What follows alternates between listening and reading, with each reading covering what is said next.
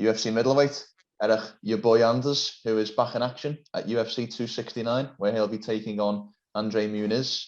Eryk, good to sit down and catch up. It's been a long time. How are things in Arizona? Yeah, everything's good this way, man.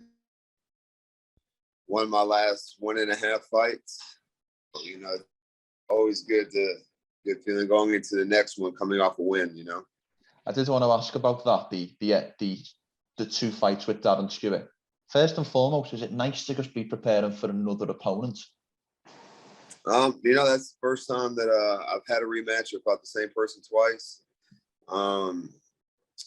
You know, I didn't think that like his skill set would develop a whole lot. So I basically prepared for Darren Stewart for 6 months or 4 months, you know.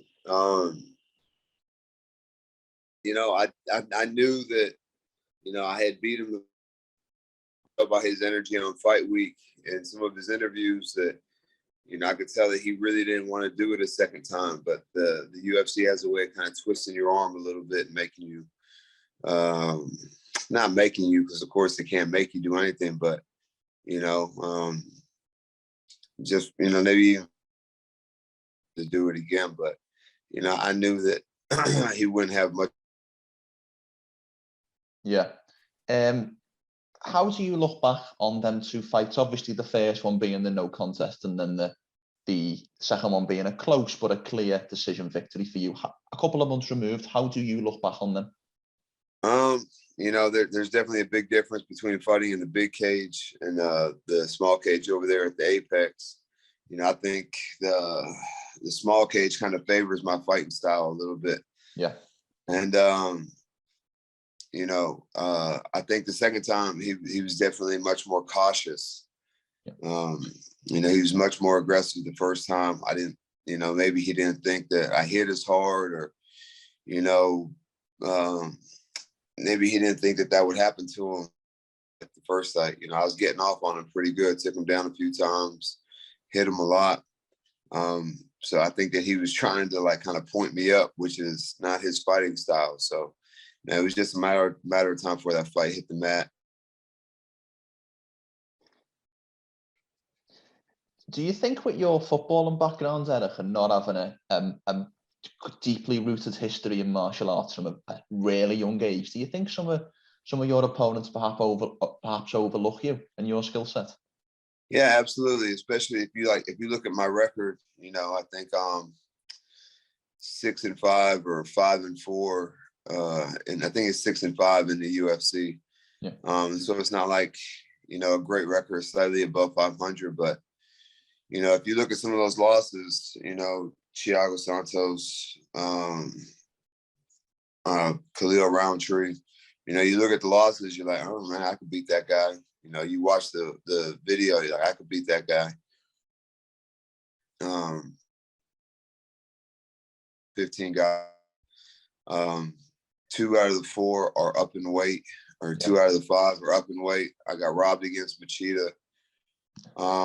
So, you know, I've really just, you know, been beat up and like lost, you know, 2 at like, yeah, probably 2 of the other ones were like super close and split decisions, you know. So, you know, I think at the time, you know, it was just an experience issue, you know, fighting guys like Jocko and Machida and Theodoro, guys who just, you know, to touch and point you up rather than, you know, stand in the middle and fight. You know, the guys and fight, you know, outside of free, you know, it hasn't worked out well for them. Yeah.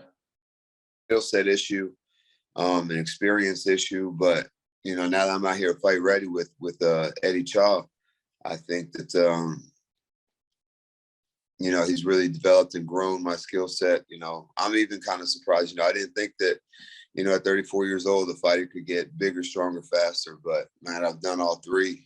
My fight IQ has gone up exponentially. My skill set has grown and developed. So, you know, I think just now,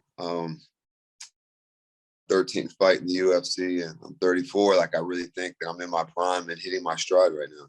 Yeah, because I think the first time we spoke, we talked about fight ready, and we talked about the the group of guys who've been there for a long time, yourself, Henry Corrales, a couple of others come to mind, but there seems to be some fresh blood in the gym. Figueiredo, Weili Zhang, and then recently, obviously, Jon Jones. So what has the gym been like recently, and when you're getting ready for this fight with some new bodies? Man, it's hard not to absorb some of the energy and knowledge from these guys. Jon Jones, it's not even an argument. He's he has the best resume of all time. Yeah. Regardless of how you feel about his personal life or whatever, when he steps in the cage, man, the guy's virtually undefeated. And has beat, and not only beat, but finished some of the best, the game has had to offer at the time. Weili, former champ, Figueiredo, former champ, man, these guys and girls aren't champions by accident. They have skill set, they have knowledge. So, man, and their energy is just great. So when you show up to the gym on Monday, you're like, oh shit, that's, Figueiredo or Jon Jones or Weili or, even Kelvin Gastelum's in the gym now. Oh, really? So I didn't know that. Really? Is Kelvin there as well? Yeah. So it's hard not to. I got to step my game up, because, man, when you're in there training with literally the best in their respective divisions, man, you have no choice but to, you may woke up on the wrong side of the bed on Monday or whatever. You're tired, you're cutting weight, but I got to, it's just like extra motivation, I did want to ask about cutting weight, because obviously a couple of fights are at light heavy. What's it like, that weight cut back down to 185? Presumably you never missed it. Yeah, this 80 preferred weight class, so it's not something that I can do on a week's notice, so the longer the camp, the better. I was preparing for Roman. Yeah. The late season fight, November 13th. I got COVID, so I couldn't train for a week. Came home, and this Muniz fight came up. So, man, I've basically been training for 10 weeks, and had a week and a half break. So, my weight's good, my mind is good, my body's good. So, man, just got like 3 weeks, a little under 3 weeks before the fight. So, man, I'll be ready. I'll be prepared and be in phenomenal shape. I did want to ask about the COVID situation, and I want to be very respectful when I ask this, but how was your experience with COVID? Was it just one of them where you weren't really affected, but you couldn't leave your house and train, or did you suffer from any symptoms? No, not really. I had a fever for a day. I had a headache. Nothing too heavy to be honest, I was kind of like, this is what they shut the world down over. I've had the flu much worse, but, I also realize I'm young, I'm in shape. So, that, seems to help in COVID cases. But, and really the reason why they canceled the fight, because everybody kept saying sometimes the after effects or lingering effects are worse than the actual illness itself. It affects some people's lungs and, their heart and, all this other stuff. So, I think my manager in the UFC wanted to err on the side of caution, and, it is what it is. I think this is a better opportunity for me. Munoz is definitely ranked higher than Roman. Not that I was like looking past Roman or anything like that, but, just looking back, I think that, and for Roman too, because now he's fighting Brendan Allen. I think Brendan Allen's like number 12 in the division, so a win over that guy, should put him in that top 15. So, I think it worked out well for the both of us, and maybe we meet again in the future. I did want to ask about that. So you originally matched up with Roman's Elite, say you pull out with COVID, but then you get the opportunity and a ranked guy and a guy at number 15 in Andre Muniz. So it's a little bit like how the tables turn, if you like originally a bit of bad luck with COVID, but then a very short turnaround, and then perhaps a better opponent in terms of where you want to get to division wise. Yeah, and when I say a better opponent, I don't mean he's better or worse than Roman. Yeah. I'm not trying to like disrespect Roman or anything like that, but Andre's got a number next to his name. So, a win over a top 15 guy puts me in the top 15 conversation, if not in the top 15, or maybe just one more win away from being in the top 15, which, you know, when you're in that top 15, you know, being a champion is now like a real tangible thing. Like, all right, you know, you're in the top 15, then maybe you fight somebody in the top 10, top 5. And, you know, so I think once you're in that top 15, you know, you're just a few fights away from the belt. How similar, in your opinion, is Delite's skill set to Muniz? And if so, how have you changed training camp a lot in terms of your preparation for this fight? They both have like, I wouldn't say similar skill sets, but their objective, I think, for both guys is to get it to the ground. You know, Roman's kind of more of a leg lock, Hail Mary, like, you know, try to grab your legs from any position. I think Andre is more of a traditional jiu-jitsu player in terms of like attacking the upper body, the neck, the arms, and things like that. So, you know, the game plan is the same for both of them, sprawl and brawl, you know, but you know, don't make no mistake, man, my jiu-jitsu is good. I'm confident on the ground. My grappling is good. So, you know, it's not like do or die. Man, if you watch my film, that's what I'm looking to do. So I don't think it's any secret for them. There's plenty of footage and, you know, film for them to watch. So, yeah, they're similar but different, if that makes sense. Yeah. Muniz was coming off quite a highlight reel finish. He broke Jacare Souza's arm, which at the time was kind of incomprehensible, someone to break Jacare's limb. What was your reaction when you saw that? Did you watch that live? And if so, how did you react when you first saw it? Yeah, I was there at the I think it was in Houston where it happened.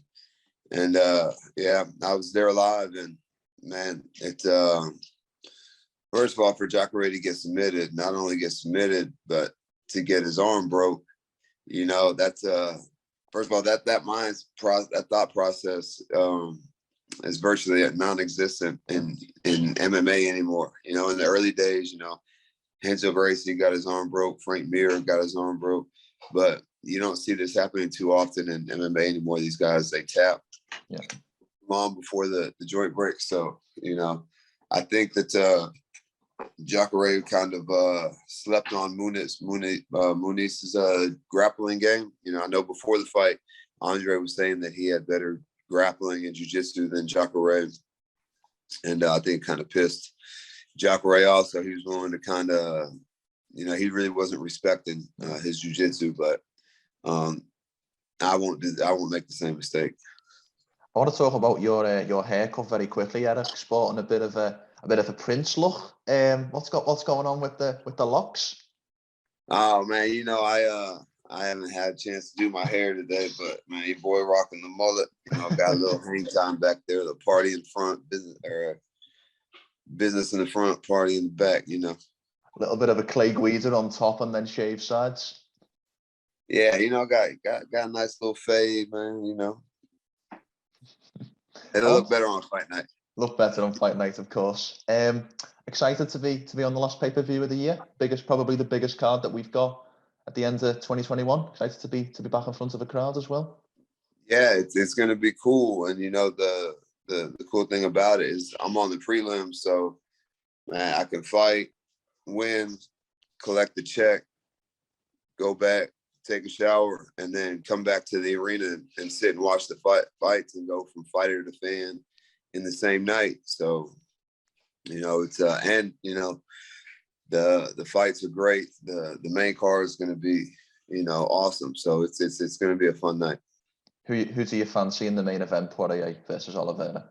That's a tough one, man, because I think that at what the other is best at, the other is also good at, but it's not their best thing, you know. Yeah.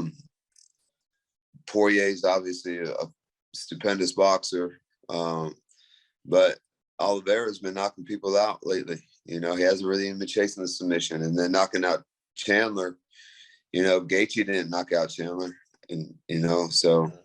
But Poirier's jiu-jitsu, that's how he started. He submitted a lot of guys in the UFC. Yeah.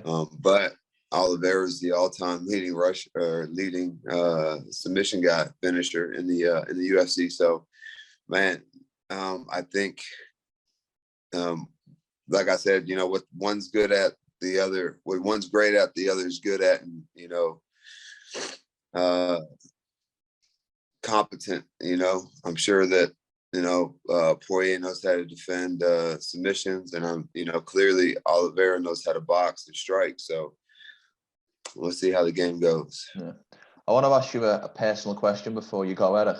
I've watched many of your fights, probably the entirety of your UFC career, but that tattoo on your chest is staring me in the face where it says "Truly Blessed." When did you get that tattoo, and what's the story behind "Truly Blessed"? Man, I was just young and dumb, I don't think there really is a story or anything behind it.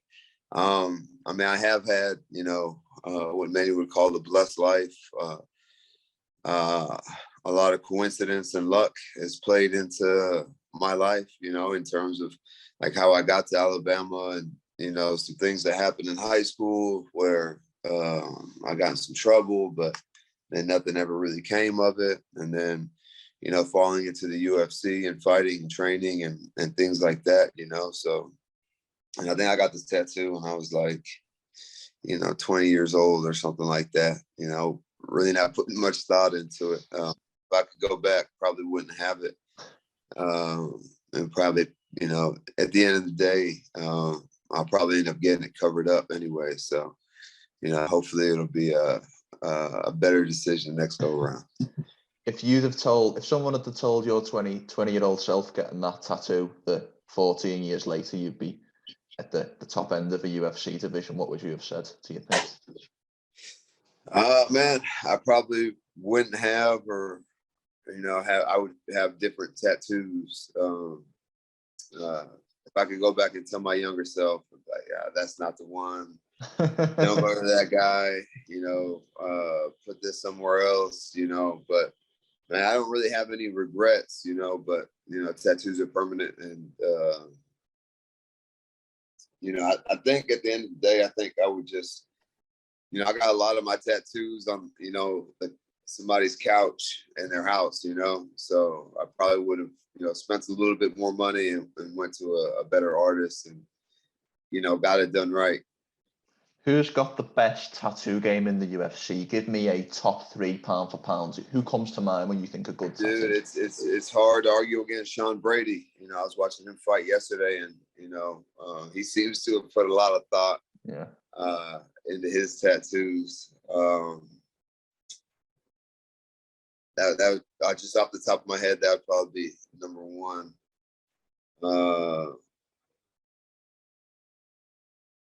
It's hard to think about people's tattoos off the top of my head, but just because he fought yesterday, he jumps off the out of my head. So right now I have to do some research, but right now he's number one. I'll ask you when we speak again. I'll send you a message the day prior and say do some research. Okay, all right. Before we finish, Eryk, before we finish, give me a prediction for next month. What happens when you're locked in there with Andre Muniz, UFC 260? Man, I'm looking to put the hands on him, back him up, put him up against the cage, and he seemed to be hard to finish as of late. He's on a pretty good fight win streak. So, of course, I'd love to put him out, finish him, but he's a tough guy. So, if I had to edge out a decision, I'll edge out a decision. But I'm confident in my ability to get the finish. Superb. Well, it's a fantastic fight, and I can't wait to see you back in action. I appreciate it, brother. Before we finish, Eryk, how can people find you on social media, and anything you want to say or sign off with, or sponsors you want to plug? The floor is yours for as long as you want to. Yeah, Facebook, Twitter, Instagram at Eryk Anders, ERYKANDRS, and thank you to FX Subs for when you're cutting weight, man, you're really calorie depleted, which also depletes your nutrients and stuff. So, man, they have all the vitamins and protein and free workouts and BCAAs that you could ever possibly need, and they're third party certified, so I don't got to worry about USADA, testing positive for USADA like some of these guys do. So I think they're the best in the business, so go check them out. Perfect. Great way to end. Thanks for your time, Eryk. I appreciate it, brother. Thank you.